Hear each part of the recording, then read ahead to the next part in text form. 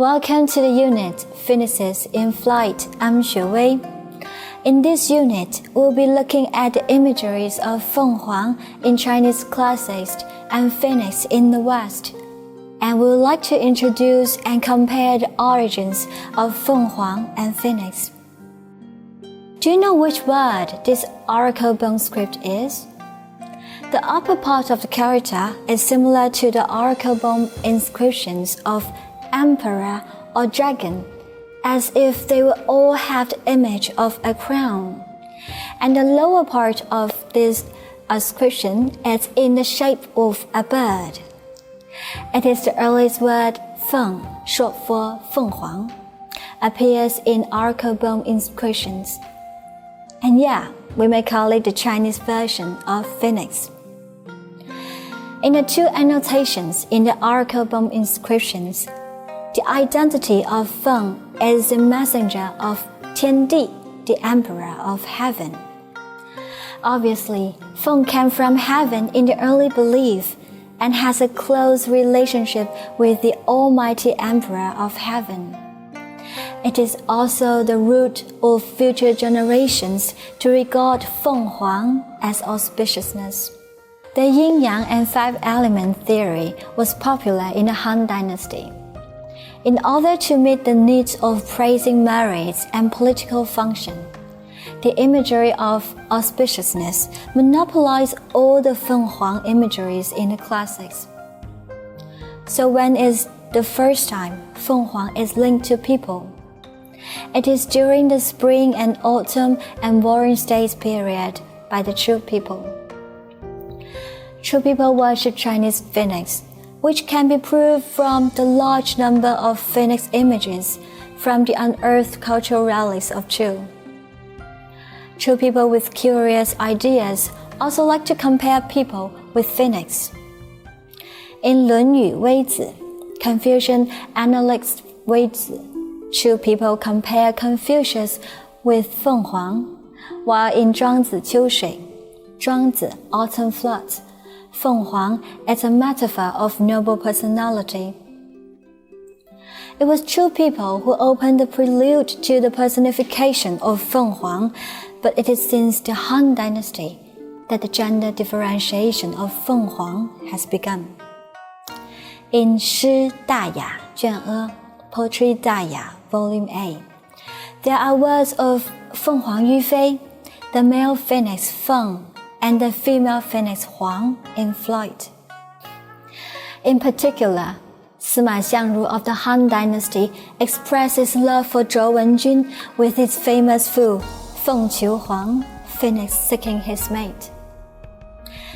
Here the metaphor of phoenix refers to the couples of lovers, which also first appear in the Han Dynasty. In the Wei, Jin, Southern and Northern dynasties, evaluating characters became popular, be it politically or aesthetically. Some people also use phoenix to describe men with power, position, talent, or appearance, but it's not common. In fact, phoenix in the West is sometimes used to compare distinguished people too, but the criteria might not be as strict. So when was the criteria greatly relaxed? It is in the Tang Dynasty. Feng Huang comparing people were used freely and casually by the Tang people, and were almost no longer subject to identity, status, and gender. And it is in this context that Feng Huang stepped into the stage of feminization. People use the beauty of Feng Huang to describe the beauty of women. And after the Tang and Song dynasties, the literary imageries of phoenix gradually become feminine, forming a distinct contrast with dragon. For example, 龙凤呈祥, auspiciousness brought by the dragon and the phoenix. So how about the development of the literary imagery phoenix in the West?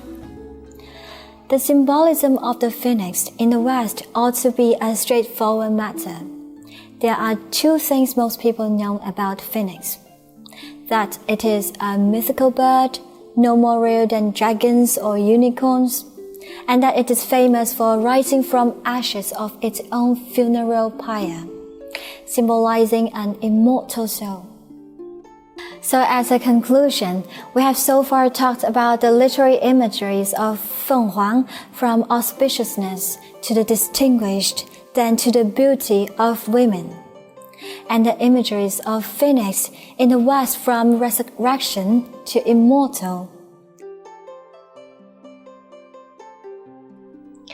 Poems expressing the noble nature of phoenix and ambition of flying high have appeared in Qu Yuan's Songs of Chu.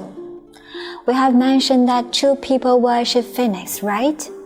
In Qu Yuan's poems, phoenix not only acts as a messenger of the emperor of heaven and has the magic of flying high to help poets soar, but also has noble character that distinguish them from ordinary birds.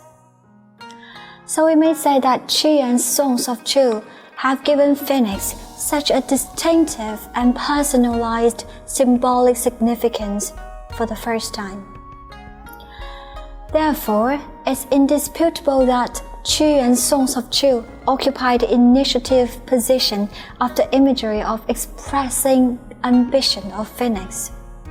After that, ambition becomes the core imagery in poems of birds from Han to Song dynasties. The poem that we are about to read comes from Du Fu, the late Tang Dynasty poet. Du Fu, 朱凤行。君不见潇湘之山横山高，山巅朱凤声嗷嗷。侧身长顾求其群，赤垂口径心甚劳。下命百鸟在罗网，黄雀最小犹难逃。远分竹石及蝼蚁，尽使痴枭相怒嚎。Red Phoenix Omens. One cannot see the deep and clear Xiang River on the way to the towering Mount Hen. On the mountain peaks, the red phoenix sound of ow ow, turning sideways. They look and call to each other. But wings drop, mouths keep silent from fearful hard minds. Looking down, 100 birds are inside snares and traps. Even the smallest yellow sparrows still find it difficult to escape. Red phoenixes share their food of bamboo shoots, crickets, and ants. Most sparrow hawks and owls squawk loudly to one another. There are about 70 poems in which Du Fu uses the phoenix imagery, and it is mostly a symbol of virtue, promising and lofty ideals, and the embodiment of benevolence. This poem, Red Phoenix's Omens, was written by Du Fu in his later years. The poem says that the red phoenix is on the top of a mountain and calls loudly. However, they cannot find the same kind who can save the world. They can only watch hundreds of birds struggling in the snare with compassion. Finally, they wish they could share their bamboo with mole ants and save hundreds of birds in danger. This poem not only praises Phoenix's noble character directly, but also implies the author's ambition to serve the country. I'll see you. Bye.